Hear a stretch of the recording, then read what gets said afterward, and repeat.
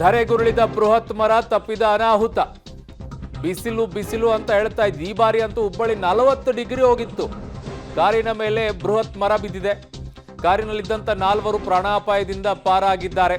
ಗಾಳಿ ಬೀಸೋ ಟೈಮಲ್ಲಿ ದಯವಿಟ್ಟು ಮರದ ಕೆಳಗಡೆಗೆ ಮಾತ್ರ ಕಾರ್ ನಿಲ್ಸಿದ್ದೆ ಅಥವಾ ನೀವೇ ಹೋಗಿ ನಿಂತ್ಕೊಂಡ್ವಿ ಅನ್ನೋದನ್ನ ಮಾಡಕ್ ಹೋಗ್ಬೇಡಿ. ಅದರಲ್ಲೂ ನಗರ ಪ್ರದೇಶದಲ್ಲಂತೂ ದಯವಿಟ್ಟು ಕೈ ಹಾಕಕ್ಕೆ ಹೋಗ್ಬೇಡಿ ಅಂತ ಕೆಲಸಕ್ಕೆ.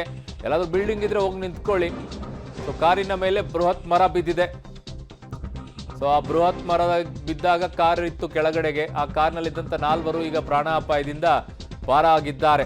ಸೊ ಹುಬ್ಬಳ್ಳಿಯ ನೆಹರು ಮೈದಾನದ ಬಳಿ ಈ ಘಟನೆ ನಡೆದಿರೋದು. ಕಾಮಗಾರಿಗಳನ್ನ ಮಾಡಿರ್ತಾರೆ, ಅದರ ಸುತ್ತಲೂ ಎಲ್ಲ ಬೇರ್ಗಳಿರುತ್ತೆ, ಮರದ ಸುತ್ತಲೂ ಕಡ್ದು ಹಾಕಿರ್ತಾರೆ. ಒಂದು ಮರ ಇದೆ ಅನ್ನೋದನ್ನ ನೋಡೋಕಷ್ಟೇ, ಹಂಗಿಟ್ಟಿರ್ತಾರೆ ಅಷ್ಟೇ. ಇನ್ನೇನಾಗುತ್ತೆ, ಈ ಪ್ರಮಾಣದಲ್ಲಿ 40-50 ಕಿಲೋಮೀಟರ್ ಗಾಳಿ ಬೀಸಬೇಕಾದ್ರೆ ತಡ್ಕೊಳಕ್ಕಾಗುತ್ತಾ? ಬೇರೆ ಅದ್ರ ಗಟ್ಟಿ, ಬೇರೆ ಕಡ್ದು ಹಾಕ್ಬಿಟ್ಟು ಮರ ಅಷ್ಟೇ ನಿಲ್ಸಿದ್ರೆ ಏನು ಪ್ರಯೋಜನ ಆಗುತ್ತೆ? ಗಾಳಿ ಬಂದಾಗ ಬೀಳುತ್ತೆ, ಅದರ ಹಣೆ ಬರ ಇದು ಆಗಿರೋದು ನೋಡಿ ಅಲ್ಲಿ.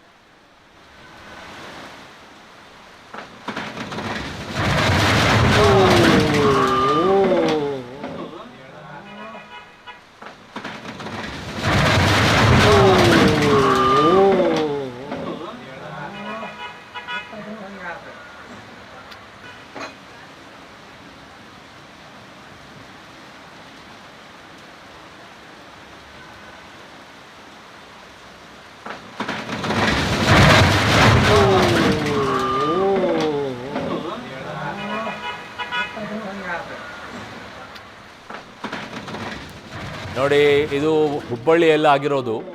ಈ ಪರಿಸ್ಥಿತಿ ಯಾಕಾಗುತ್ತೆ?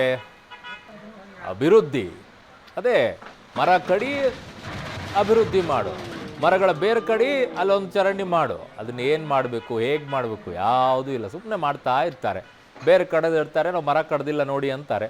ಇಂಥ ಗಾಳಿ ಬಂದಾಗ ಅದೇ ಬಿದ್ದಾಗ ಕ್ಲೀನ್ ಮಾಡಿಬಿಟ್ಟು ಅಲ್ಲಿ ಕರೆಕ್ಟಾಗಿ ಇಟ್ಕೊಂಡ್ಬಿಡ್ತಾರೆ. ಅದು ವ್ಯವಸ್ಥೆ, ಸಿಸ್ಟಮೆಟಿಕ್ ಆಗಿ. ಅದರ ಪರಿಸ್ಥಿತಿ ಇದು. ಯಾಕೆ 40 ಡಿಗ್ರಿ ಹುಬ್ಬಳ್ಳಿಯಲ್ಲಿ ಹೋಗಿತ್ತು ಈ ಬಾರಿ ಅಂತಂದರೆ, ಮೊದಲಿದ್ದಂಥ ಹುಬ್ಬಳ್ಳಿಯನ್ನು ನೋಡೋದಕ್ಕೂ ಈಗಿರುವಂಥ ಹುಬ್ಬಳ್ಳಿಯನ್ನು ನೋಡೋದಕ್ಕೂ ಅಜಗಜಾಂತರ ವ್ಯತ್ಯಾಸ. ಬರೀ ಬಿಲ್ಡಿಂಗ್ಗಳೇ ಕಾಣಿಸ್ತಾ ಇದೆ.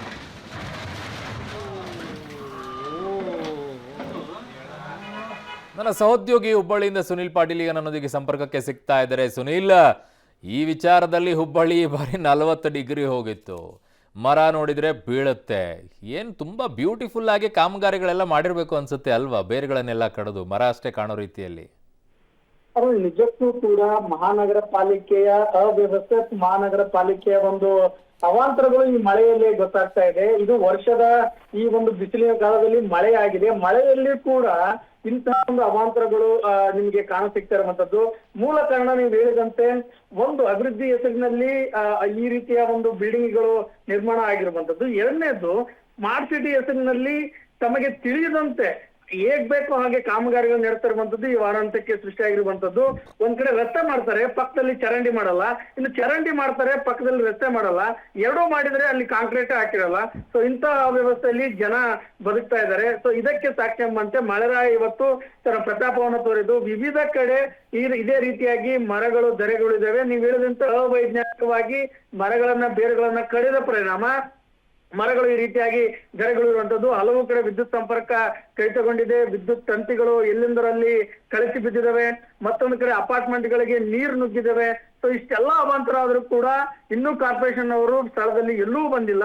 ಇನ್ನು ಪಾಲಿಕೆ ಸದಸ್ಯರಂತೂ ಬಹುಶಃ ಮನೆಯಲ್ಲೇ ಬೆಚ್ಚಗೆ ಮಲ್ಕೊಂಡಿರ್ಬೋದು ಅಂತ ಕಾಣುತ್ತೆ. ಎಲ್ಲಿಯೂ ಕೂಡ ಜನರ ಒಂದು ಪರಿಸ್ಥಿತಿ ಕೇಳಲು ಬಂದಿಲ್ಲ. ಅರುಣ್, ಇಂತಹ ಅವ್ಯವಸ್ಥೆ ಒಂದೇ ಮಳೆಗೆ ಹುಬ್ಬಳ್ಳಿಯ ಬಣ್ಣ ಬಯಲಾಗಿರುವಂತದ್ದು. ಅರುಣ್.